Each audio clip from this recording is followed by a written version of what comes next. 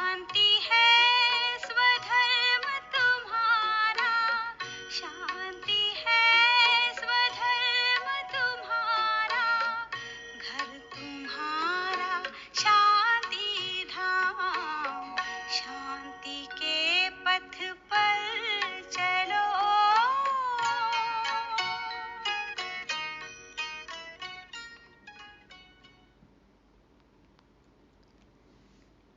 ओम शांति। मोह के सभी कीड़ों को मारने वाले, विकर्मों को कभी न छिपाने वाले, सुख चैन की अनुभूति करने वाले, बेपरवाह बादशाहों को 28 जुलाई 2023 शुक्रवार की गॉडली मॉर्निंग। शांति के पथ पर चलो। शिव पिता की हम संतान। शांति है स्वधर्म हमारा, घर हमारा शांति धाम। शांति के सागर शिव पिता ने हम बच्चों को जो ज्ञान मार्ग दिखलाया है, हमें सदा इस पर ही चलना है। अपने स्वधर्म शांति में ही टिककर हमें अशरीरी अवस्था का अभ्यास करते हुए अपने घर शांति धाम जाना है। और ये बात हमें बाप को भूली हुई, इधर उधर फिरती हुई अन्य आत्माओं को कैसे समझाना है, कैसे उन्हें भी ज्ञान का रंग लगाना है, बाबा आज समझाते हैं। बाबा आज हमें हद व बेहद के वैराग्य का भी अंतर बताएंगे। आज मम्मा की भी 2 पॉइंट पर छोटी छोटी क्लासेस हैं, जिसमें ये क्लियर होगा कि परमात्मा एक है और ये ज्ञान डायरेक्ट भगवान द्वारा दिया जा रहा है। तो सुनते हैं बाबा मम्मा के महावाक्य। मीठे बच्चे, पावन बनने के लिए अपने स्वधर्म में रहो और अशरीरी बन एक बाप को याद करो। पावन दुनिया में हमें जाना है, जिसके लिए पावन बनना है। कैसे बनेंगे पावन? बाबा कहते हैं अपने स्वधर्म में रहो। और हमारा स्वधर्म क्या है? शांति। और क्या करना है? बाबा कहते हैं अशरीरी बन एक बाप को याद करो। अशरीरी अवस्था कब होगी? जब हम कर्म नहीं कर रहे हैं, अपने कर्मेंद्रियों को समेट कर, जब हम खुद को शरीर से अलग समझकर परम धाम में बाप को याद करते हैं, योग युक्त अवस्था, वो है अशरीरी अवस्था। तो बाबा कहते हैं ऐसे अशरीरी बन एक बाप को याद करो और पावन बनने के लिए अपने स्वधर्म में रहो। प्रश्न है, किस विधि से नए स्टूडेंट्स पर ज्ञान का रंग लग सकता है? जो खुद ज्ञान के रंग में रंगे हुए होंगे वही तो औरों को रंग सकते हैं ना। तो कैसे नए स्टूडेंट पर ज्ञान का रंग चढ़ाएं? बाबा उत्तर में बताते, उन्हें पहले पहले 7 रोज की भट्टी में बिठाओ। 7 days कोर्स। बाबा कहते हैं उन्हें पहले पहले 7 रोज की भट्टी में बिठाओ। कायदा है, जब कोई भी आता है तो उनसे फॉर्म भराओ। पहले 7 रोज भट्टी में पड़े, तब पूरा रंग लगे। तुम भ्रमरियां ज्ञान की भू भू कर आप समान बनाती हो। तुम जानती हो अभी देवता धर्म की सैपलिंग लग रही है। जो इस घराने की आत्माएं होंगी वह महारोगी से निरोगी बनने के पुरुषार्थ में लग जाएंगी। बाबा कहते हैं कोई जब अपना 7 दिन दे, 7 दिन 1 घंटा नहीं, सिर्फ 7 दिन पूरा पूरा जब कोई अपना दे, माना 7 × 24 इक्वल्स 168 घंटे। जब अपने जीवन के 168 घंटे कोई यहाँ पे दे, तब थोड़ा चांस है कि परमात्मा रंग लगेगा, ये ज्ञान का रंग चढ़ेगा। तो बाबा कहते हैं पहले पहले उन्हें 7 रोज की भट्टी में बिठाओ। कायदा है कि पहले फॉर्म भराओ, फॉर्म भराना है, प्रश्न पूछने हैं, बाबा का परिचय देना है और फिर थोड़ा थोड़ा करके ज्ञान देना है। बाबा कहते पता है कि ये देवता धर्म की सैपलिंग लग रही है, तो जब इस तरह से रोज थोड़ा थोड़ा ज्ञान सुनेंगे, ये ज्ञान समझ में आएगा। बाबा कहते हैं तो जो इस घराने की आत्माएं होंगी वो महारोगी से निरोगी बनने के पुरुषार्थ में लग जाएंगी। जब परमात्मा महावाक्य थोड़ा थोड़ा सुनेंगे, कुछ मुरलियाँ सुनेंगे, समझ में आएगा, तो जो भी फिर ये महारोगी हैं, आजकल देख रहे हैं ना क्या क्या रोग है, मन के तन के सब रोग है, सबको इलाज चाहिए, सब आत्माएं भटक रही हैं, ढूंढ रही हैं, तो फिर वो महारोगी से निरोगी बनने के पुरुषार्थ में लग जाएंगी। इस ज्ञान से, इस योग से अपने तन मन के रोग दूर करने के लिए, अपने इलाज के लिए इस मार्ग पर आगे बढ़ने लगेंगे। गीत बजा।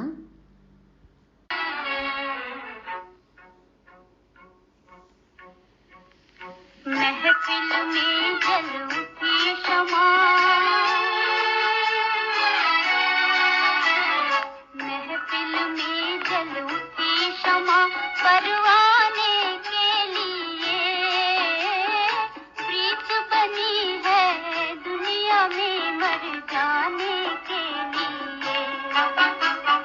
महफिल में जल उठी शमा, परवाने के लिए प्रीत बनी है दुनिया में मर जाने के लिए।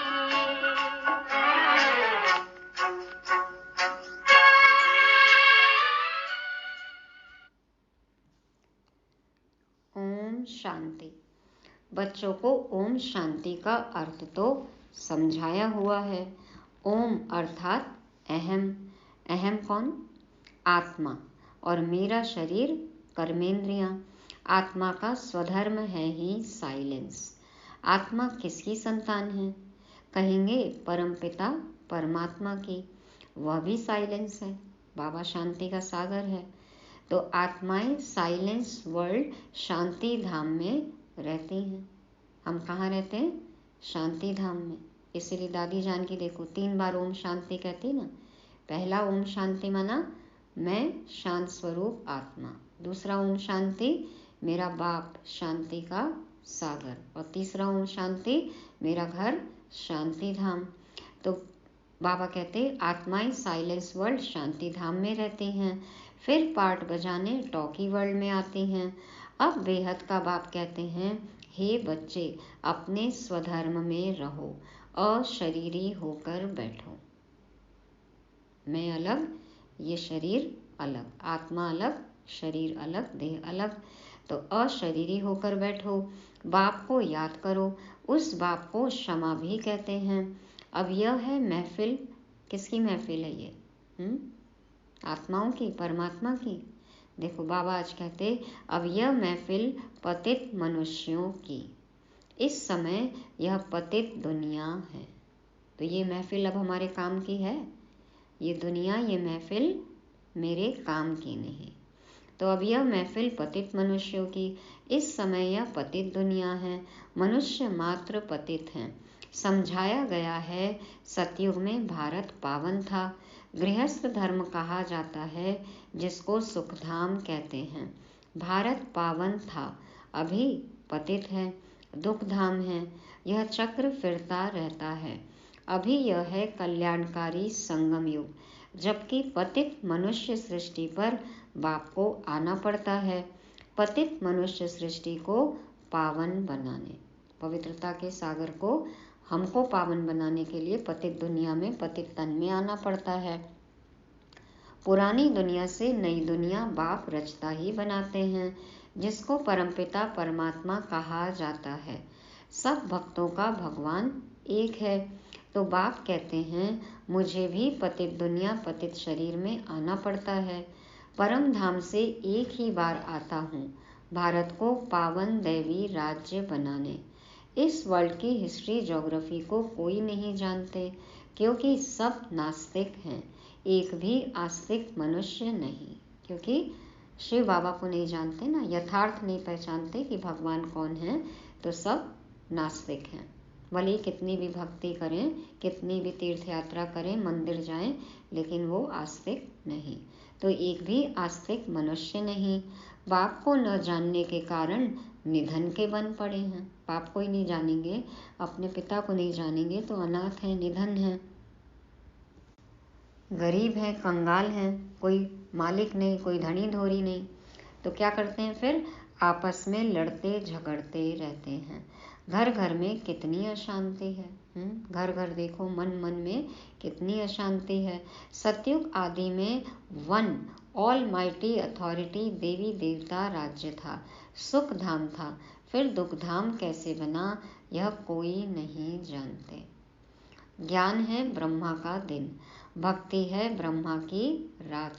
सन्यासी लोग कहते हैं ज्ञान, भक्ति और वैराग्य। ज्ञान, भक्ति और वैराग्य कैसे कनेक्ट करेंगे इसको? बाबा कहते हैं ज्ञान मिला तो भक्ति से वैराग्य होना चाहिए। अब वह तो घर बार छोड़ जंगलों में चले जाते हैं, वैराग्य आ जाता है। वह है रजोगुणी सन्यास, यह है सतो प्रधान सन्यास। इस पाप आत्माओं की दुनिया में एक भी पुण्य आत्मा नहीं। पाप आत्माओं की दुनिया में एक भी पुण्य आत्मा नहीं है। बाबा ने कहा उनका है रजोगुणी सन्यास और यह है सतो प्रधान सन्यास हमारा। कैसे? घर बार छोड़कर जंगलों में चले जाना, अपनी जिम्मेवारियां नहीं निभाना, निवृत्ति मार्ग, ये है रजोगुणी सन्यास। और सतो प्रधान सन्यास ईश्वरीय मत पर विकारों को छोड़ना, घर गृहस्थी में रहते पवित्र रहना, बुद्धि से पुरानी दुनिया का, पुराने स्वभाव संस्कारों का, पुराने संबंधों का त्याग, लेकिन अपनी जिम्मेवारियां निभाना, ये है सतो प्रधान सन्यास, पवित्र प्रवृत्ति मार्ग। तो इस पाप आत्माओं की दुनिया में एक भी पुण्य आत्मा नहीं। तो यह खेल सारा भारत पर है। भारत सोने की चिड़िया था, कहाँ उड़ गई वो चिड़िया? आएगी फिर से चिड़िया? कब आएगी? स्व परिवर्तन से विश्व परिवर्तन। स्व परिवर्तन होगा तो फिर सोने की चिड़िया फिर से आ जाएगी। तो भारत में सोना और हीरे बहुत अथाह थे। सोने के महल बनते थे और हीरे जवाहरों की जड़त होती थी। अभी तो भारत कौड़ी जैसा बना हुआ है, फिर उनको हीरे जैसा बाप ही बनाते हैं। तुम जानते हो हम मनुष्य से देवता बन रहे हैं। तो मनुष्य से देवता बन रहे हैं, कौड़ी से हीरा बन रहे हैं। तो हीरा भल पहने, लेकिन हीरा बनना है। बाबा कहते हैं तुम जानते हो हम मनुष्य से देवता बन रहे हैं। अभी वह बाप पतितों की महफिल में आए हैं। मनुष्य समझते हैं पतित पावनी गंगा है, स्नान करने जाते हैं, फिर भी कोई पाप आत्मा से पुण्य आत्मा नहीं बनते। नहा नहा के देखो गंगा को ही मैली कर दिया है। तो बाबा कहते हैं कि स्नान करने जाते हैं गंगा में, लेकिन फिर भी पाप आत्मा से पुण्य आत्मा नहीं बनते। फिर साल 22 साल जाकर गंगा स्नान करते हैं, हर साल संगम पड़ जाते हैं, कुंभ मेला अटेंड करते हैं। तो बाबा कहते हैं इस समय कोई भी पावन नहीं है। जब तक पावन बनाने वाला बाप न आए तब तक पावन बन न सके। पावन बनाते हैं गीता का भगवान। वह भगवान तो सभी आत्माओं का बाप एक ही है। ऐसे नहीं कि सब भक्त भगवान हैं, वह सर्वव्यापी भगवान है। यह तो भगवान की ग्लानि करते हैं। इसलिए यदा यदा ही धर्मस्य ग्लानिर्भवति भारत। तो यह भारत के लिए ही गाया हुआ है। जो बाप आकर भारत को हीरे जैसा बनाते हैं उनकी कितनी निंदा करते हैं। निंदा की ना, पत्थर ठेक कर गंदगी में सब में ठोक दिया कि सर्वव्यापी है। तो ऋषि मुनि फिर कहते आए रचता और रचना बेअंत है अथवा नेति नेति है, हम नहीं जानते। न ऐसा है न वैसा है, कैसा है हम नहीं जानते, बेअंत है।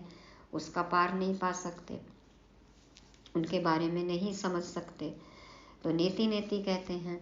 और आजकल के मनुष्य फिर कह देते सर्वव्यापी है। जब कुछ समझ में नहीं आया तो कह दिया फिर सब जगह है। बाप कहते हैं ऐसे जब बन जाते हैं तब मैं आकर पापात्मा से पुण्यात्मा देवता बनाता हूँ। जब एकदम ही गिर जाते हैं, जब कुछ समझ में नहीं आता है, तब फिर बाबा आते हैं, आके देवता बनाते हैं। सबका सदगति दाता है ही एक, वही आकर पतित से पावन बनाए लायक बनाते हैं। बच्चों को वर्षा देते हैं। लौकिक बाप से मिला है अल्पकाल का वर्षा। बेहद का बाप कहते हैं मैं तुमको 21 जन्मों लिए वर्षा देता हूँ। क्या वर्षा देते हैं बाबा हमें 21 जन्मों के लिए? पवित्रता, शांति और सुख का, जो लौकिक बाप दे ना सके। स्थूल धन प्रॉपर्टी दे सकते हैं लौकिक बाप, लेकिन क्या उससे पवित्रता, शांति और सुख मिलता है? अल्पकाल का सुख जरूर मिल सकता है, लेकिन परम सुख मिलता है, आनंद की अनुभूति होती है, सदा काल का सुख मिलता है, शांति अनुभव होती है, पवित्र बनते हैं? नहीं। तो बाबा कहते हैं कि वह बाप भी है, शिक्षक भी है, ज्ञान का सागर भी है। बाप की महिमा बड़ी ऊंच है, मनुष्य सृष्टि का बीज रूप भी है। यह मनुष्य सृष्टि का वैरायटी धर्मों का झाड़ है। आदि सनातन देवी देवता धर्म है सतयुग का, उनसे फिर और धर्म इमर्ज होते हैं, फिर और धर्म आते हैं ना बाद में। तो बाबा कहते हैं अभी तुम ब्राह्मण धर्म के बने हो, इनसे पहले शूद्र धर्म के थे। अभी ब्राह्मण से फिर सो देवता, फिर सो क्षत्रिय बनेंगे। यह 84 का चक्र लगाना पड़ता है। सतयुग में भी पहले पहले तुम आएंगे। गाया भी जाता है आत्मा परमात्मा अलग रहे बहुकाल, सुंदर मेला कर दिया जब सतगुरु मिला दलाल। गीत में भी सुना चारों तरफ लगाए फेरे, फिर भी हरदम दूर रहे, अर्थात बाप से मिल न सके। कहाँ कहाँ नहीं ढूंढा, किस तरफ नहीं गए, कौन सी यात्राएं नहीं की, कितनी फेरियां नहीं लगाई, कितना नहीं फिरे, मिला बाप? कितना मन का फेर लिया, मिला भगवान? बाबा कहते हैं चारों तरफ लगाए फेरे, फिर भी हरदम दूर रहे, अर्थात बाप से मिल न सके। कब मिला बाप? कहाँ मिला? मन का फेर। जब मन का फेरा, समझ आई, विचार बदला, हो गया ना अनुभव भगवान का, बाप का। आगे बाबा कहते अभी है रावण राज्य, राम राज्य है डेटी राज्य। मनुष्य तो समझते हैं स्वर्ग नर्क यहाँ ही है। कहाँ है स्वर्ग नर्क? यहाँ ही है, हाँ, परंतु ऐसे हो नहीं सकता। जब स्वर्ग है तो नर्क नहीं, और जब नर्क है तो स्वर्ग नहीं है। तो मनुष्य मरता है तो कहते हैं स्वर्गवासी हुआ तो जरूर नर्क में था, तो जरूर पुनर्जन्म नर्क में ही लेना पड़े। मनुष्यों की तो अनेक मतें हैं, एक न मिले दूसरे से। अनेक प्रकार की द्वैत मतें हैं, है ना? किसी भी देखो एक टॉपिक पर भी किसी के विचार नहीं मिलते हैं, सबकी अपनी अपनी मत है, डुअलिटी है। अनेक प्रकार की द्वैत मतें हैं। आधा कल्प भारत में होती है दैवी मत, अब है आसुरी मत। भारतवासी जिस भगवान को याद करते हैं उस पारलौकिक बाप को तो जानना चाहिए ना, कौन है वो भगवान, क्यों याद करते हैं उसको, तो इसको जानना चाहिए। अभी भारत कौड़ी मिसल है, उनको हीरे जैसा बनाना है। गांधी अथवा नेहरू भी चाहते थे भारत में वर्ल्ड ऑलमाइटी अथॉरिटी राम राज्य हो। समझते हैं कोई समय भारत में था, अभी नहीं है, इसलिए राम राज्य की कोशिश करते हैं, परंतु यह कोई मनुष्य के हाथ में नहीं है। हद के बापूजी के हाथ में नहीं है राम राज्य स्थापन करना, ये तो बेहद के बापूजी ही कर सकते हैं। तो बाबा आगे कहते तुम हो ब्राह्मण, प्रजापिता ब्रह्मा की संतान, निराकार आत्माएं हैं परमपिता परमात्मा की संतान। वर्षा है ब्रह्मा कुमार कुमारियों को। ब्रह्मा को भी वर्षा शिव बाबा से मिलता है। यह भी भाई हो गया। देखो, पिता भी है, आत्मा आत्मा रूप में भाई भी है। बच्चे सब हैं भाई भाई, तो जरूर एक बाप है सब आत्माओं का। इसलिए भाईचारा कहते हैं ना, ब्रदरहुड। तो सब आत्माओं का बाप शिव बाबा, परमपिता परमात्मा। तो अभी तुम ब्रह्मा की मुखवंशावली ब्राह्मण आपस में भाई बहन ठहरे। तुमको वर्षा मिलता है दादे से। दादे के वर्षे पर सभी आत्माओं का हक है, चाहे स्त्री चाहे पुरुष के चोले में हो, क्योंकि स्त्री पुरुष की बात ही नहीं है, नर नारी की बात ही नहीं है, आत्मा की है। हर आत्मा को वर्षा मिलेगा परमात्मा से। लौकिक दादे का वर्षा सिर्फ बच्चों को मिलता है। यह तो बेहद का बाप है ना। भारतवासियों को सतयुग त्रेता में बेहद के बाप से 21 पीढ़ी का बहुत सुख मिला हुआ है। तुम 84 के चक्र को अभी समझ गए हो। बाप कहते हैं, मैं गाइड बनकर आया हूँ तुम सबको ले जाने। तुम ही पहले पहले आए थे, अभी लास्ट में भी तुम हो। फिर पहले पहले तुम ही मनुष्य से देवता बनने वाले हो। देवी देवता धर्म वाले ही 84 जन्म लेते हैं।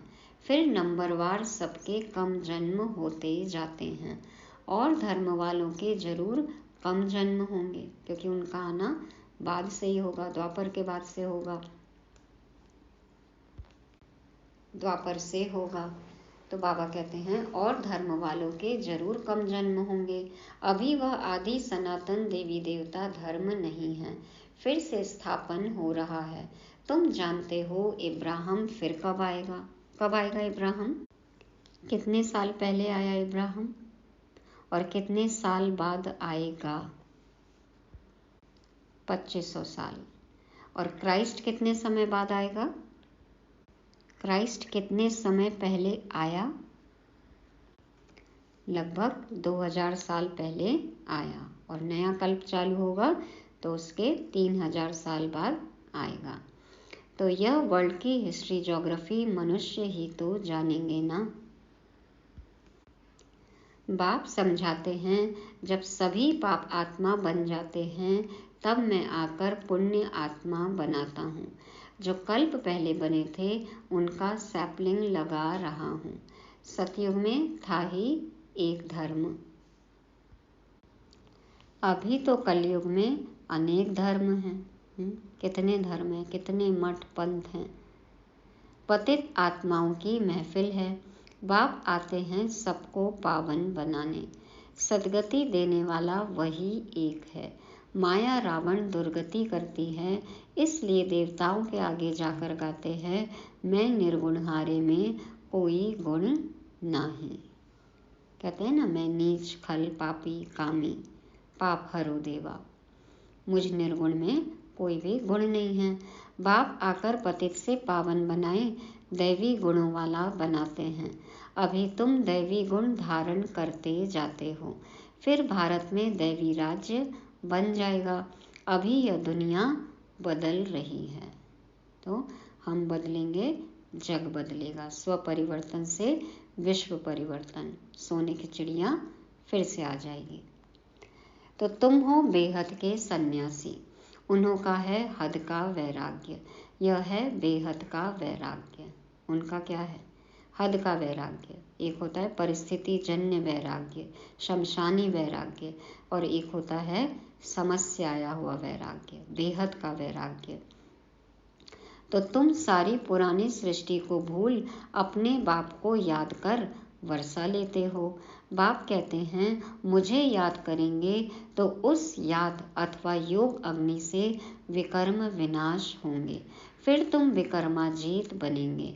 बाबा ने समझाया है, जब कोई 4-5 इकट्ठे आते हैं तो फॉर्म अलग अलग भराओ, तो मालूम पड़े कि वह किस धर्म का है। अनेक धर्म अनेक मतें हैं ना। जब सबका परिचय मिलेगा, किसका क्या बैकग्राउंड है, तो उस हिसाब से समझा सकते हैं। तो बाबा कहते हैं, इसलिए 1-to-1 क्लास लेनी चाहिए। तो अनेक धर्म हैं, अनेक मतें हैं, देवी देवता धर्म वालों को ही तीर लगेगा। कराची में हमेशा अलग अलग समझाते थे। फॉर्म भराने का कायदा भी जरूरी है। 7 रोज भट्टी में पड़ना पड़े क्योंकि महारोगी बन पड़े हैं। भ्रमरी का मिसाल, तुम बच्चे भ्रमरियां हो, भू भू कर आप समान बनाना पड़ता है। भू भू करना है, हाँ, भवो नहीं करना। एक ही दिन में किसी को ब्रह्मा कुमार ब्रह्मा कुमारी नहीं बना देना है। आजकल तो बोलकर बना ही नहीं सकते हैं। वाचा की सेवा नहीं चाहिए, कर्म से दिखलाना है। हम में कितना परिवर्तन आया है, उससे लोग प्रभावित होंगे। तो बाबा कहते हैं 7 रोज भट्टी में पड़ना पड़े क्योंकि महारोगी बन पड़े हैं। कैसे कैसे रोग है ना, तन के भी और मन के भी। देखो, तो सबको इलाज बताना है, डॉक्टर का पता बताना है। जिसकी बीमारी जब गहरी होएगी उसको तब वो डॉक्टर की याद आएगी। बाबा है रूहानी सर्जन, सुप्रीम सर्जन, तो अपने आप आ जाएंगे। देवता धर्म वालों की ही सैपलिंग लगेगी। बाबा कहते हैं ना कि जो इस धर्म का होगा उनको ही समझ में आएगा। बच्चों को युक्तियां भी सीखनी हैं। बोलो 7 रोज जब समझो तब मुलाकात हो सकेगी और तुम पर रंग भी तब लगेगा। बाबा मिलन भी इतनी आसानी से थोड़ी हो जाएगा। ज्ञान ले, योग से शक्ति लें, धारणा करें, सेवा करें, तब होगा ना परमात्मा मिलन। कैसे अनुभव कर सकेंगे? साकार में भी जब बाबा थे तो डायरेक्ट तो ऐसे सबसे नहीं मिलते थे ना। अभी भी सिर्फ 1 घंटा 7 डेज कोर्स कर लें और कहें कहाँ है भगवान, मिलाइए, मिलेंगे ऐसे? 168 घंटे कम से कम दे जीवन के, कुछ मुरलियाँ सुने, तब कहीं जाके थोड़ी सी अनुभूति होगी। तो बाबा कहते कि बोलो 7 रोज जब समझो तब मुलाकात हो सकेगी और तुम पर रंग भी तब लगेगा। तुम सभी ब्रह्मा कुमार कुमारियां हो। मनुष्य इतना भी नहीं पूछते इतने ब्रह्मा कुमार कुमारियां क्या हैं, कौन हैं? अरे प्रजापिता ब्रह्मा की संतान तो जरूर ब्रह्मा कुमार कुमारियां कहेंगे ना। क्रिमिनल असॉल्ट हो न सके, भाई बहन हैं तो आपस में विकार में जा न सके, विकारी दृष्टि हो न सके। तो यह है राजयोग, गॉड फादरली यूनिवर्सिटी। भगवान उवाच, मैं तुमको राजाओं का राजा बनाता हूँ। बाबा कहते हैं ये बताओ सबको कि ये राजयोग है, गॉड फादरली यूनिवर्सिटी है। और भगवान खुद कहते हैं कि मैं तुमको राजाओं का राजा बनाता हूँ। अच्छा, मीठे मीठे सिकीलदे बच्चों प्रति माता पिता बाप दादा का याद, प्यार और गुड मॉर्निंग। रूहानी बाप की रूहानी बच्चों को नमस्ते। हम रूहानी बच्चों की रूहानी बाप दादा को याद, प्यार, गुड मॉर्निंग और नमस्ते। शुक्रिया बाबा, शुक्रिया। धारणा के लिए मुख्य सार, पहला पॉइंट है विकर्माजीत बनने के लिए सारी पुरानी दुनिया से बेहद का वैराग्य कर इसे भूल एक बाप की याद में रहना है। दूसरा, भ्रमरी मिसल ज्ञान रंग लगाने की सेवा करनी है। युक्ति से महारोगियों को निरोगी, नास्तिक को आस्तिक बनाना है। आप सुनेंगे मातेश्वरी जी के महावाक्य। पहला पॉइंट है परमात्मा एक है, बाकी सर्व मनुष्य आत्माएं हैं। परमात्मा एक है, बाकी सर्व मनुष्य आत्माएं हैं। अब यह तो सारी दुनिया जानती है कि परमात्मा एक है, वो सर्वशक्तिवान है, जाने जाननहार है। ऐसे तो सारी दुनिया खुद भी कहती है हम परमात्मा की संतान हैं। परमात्मा एक है, भल कोई धर्म वाला हो वो भी परमात्मा को ही मानते हैं, निराकार को मानते हैं ना। वो भी अपने को परमात्मा द्वारा भेजा हुआ संदेश वाहक समझते हैं। ऐसे ही संदेश लेकर अपने अपने धर्म की स्थापना करते हैं। कहा ना, ये हम मैसेंजर हैं, पैगंबर हैं। God is one, he is light, he is truth, I am son of God. सबकी उंगली ऊपर। तो मम्मा कहती हैं कि वो भी अपने को परमात्मा द्वारा भेजा हुआ संदेश वाहक समझते हैं। ऐसे ही संदेश लेकर अपने अपने धर्म की स्थापना करते हैं। जैसे गुरु नानक ने भी परमात्मा की इतनी बड़ाई की। एक ओंकार सत नाम। एक ओंकार का अर्थ है परमात्मा एक है। सत्य नाम अर्थात उसका नाम सत्य है। तो गोया परमात्मा नाम रूप वाला भी है, अविनाशी है, अकाल मूर्त भी है, तो फिर कर्ता पुरुष भी है। माना वो खुद अकर्ता होते हुए भी कैसे ब्रह्मा तन द्वारा कर्ता पुरुष भी बनता है। अब यह सारी महिमा एक परमात्मा की है। अब मनुष्य इतना समझते हुए फिर भी कहते हैं ईश्वर सर्वत्र है। दोनों विरोधाभासी बातें हैं ना। सब जगह है ईश्वर, ये भी कह देते हैं, और फिर कह देते हैं कि वो एक है, ऊपर रहता है, ऊपर वाला है, आओ पुकारते हैं। तो सब कुछ जानते हुए भी दो तरह की बातें करते हैं। तो मम्मा कहती हैं कि अब यह सारी महिमा एक परमात्मा की है। अब मनुष्य इतना समझते हुए फिर भी कहते हैं ईश्वर सर्वत्र है, अहम आत्मा सो परमात्मा है। अगर सभी परमात्मा ठहरे फिर एक ओंकार, यह महिमा किस परमात्मा की करते हैं? एक ओंकार निराकार, कर्ता पूरब, अकाल मूरत, अजन्मा, अजूनी, सतनाम। तो ये सब जो महिमा की है, तो मम्मा कहती हैं कि फिर ये महिमा किस परमात्मा की करते हैं? तो यही सबूत है कि परमात्मा एक है। परमात्मा एक है। वैसे भी देखो सुप्रीम कोर्ट भी एक ही होता है। फिर दूसरा पॉइंट है डायरेक्ट ईश्वरीय ज्ञान से सफलता। डायरेक्ट ईश्वरीय ज्ञान से सफलता। यह जो अपने को अविनाशी ज्ञान मिल रहा है वो डायरेक्ट ज्ञान सागर परमात्मा द्वारा मिल रहा है।